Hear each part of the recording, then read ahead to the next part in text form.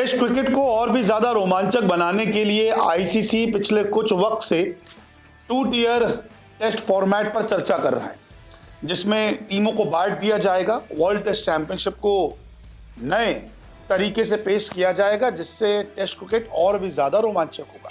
यानी कि कमजोर टीम अपने आप को बेहतर साबित करने के लिए अच्छा प्रदर्शन करेगी, और जो मजबूत टीमें हैं वो अगर गलती करती है तो फिर उन्हें खामियाजा भुगतना पड़ेगा। यानी कि प्रमोट और डिमोट वाला फॉर्मेट आईसीसी लाना चाहता था, लेकिन अब कुछ बोर्ड्स जो हैं वो आईसीसी के इस फैसले से नाराज हैं और इस फैसले का समर्थन बिल्कुल भी नहीं करते। यानी कि जो डब्ल्यूटीसी का फॉर्मेट 9 टीमों में चल रहा है उसी फॉर्मेट पर चलने दीजिए, इसमें आप तुरंत बदलाव ना कीजिए।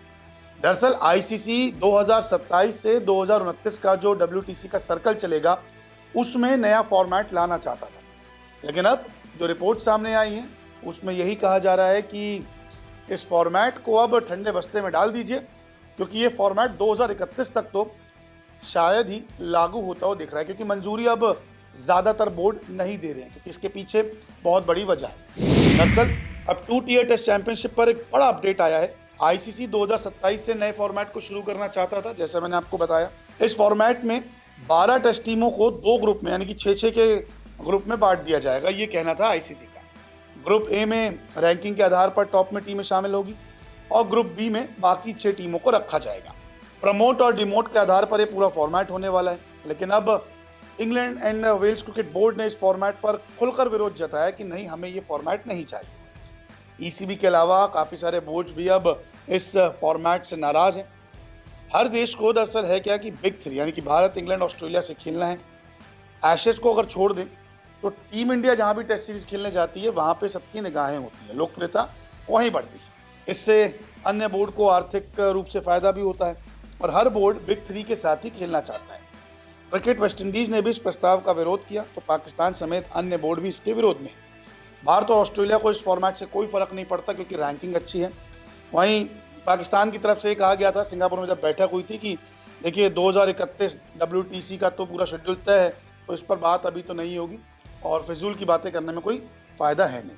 तो आईसीसी चाहता था कि जो टॉप के रैंकिंग के आधार की टीमें उनको रख दे ग्रुप ए में, जैसे कि Bharat, Australia, England, south Africa, New Zealand, Sri Lanka. बाकी तमाम टीमें जो नीचे आती है करंट रेटिंग के हिसाब से उनको रख दे बाद में, जैसे पाकिस्तान हो गई, वेस्ट इंडीज़ हो गई, बांग्लादेश हो गई, जिम्बाब्वे, आयरलैंड, अफगानिस्तान, इनको आप एक ग्रुप में डाल दीजिए। लेकिन अभी अन्य बोर्ड कह रहे हैं कि देखिए बिग 3 ऑस्ट्रेलिया और इंग्लैंड की जब एशेज होती है तो सारा ब्रॉडकास्ट जो है उन पर ही फोकस रखता है। टीम इंडिया कहीं भी सीरीज़ खेलने जाती, चाहे वो न्यूजीलैंड जाए, अभी इंग्लैंड गई थी, चाहे ऑस्ट्रेलिया जाए या ऑस्ट्रेलिया, इंग्लैंड, न्यूजीलैंड घर पे आए, तो सारा फोकस वहीं रहता है।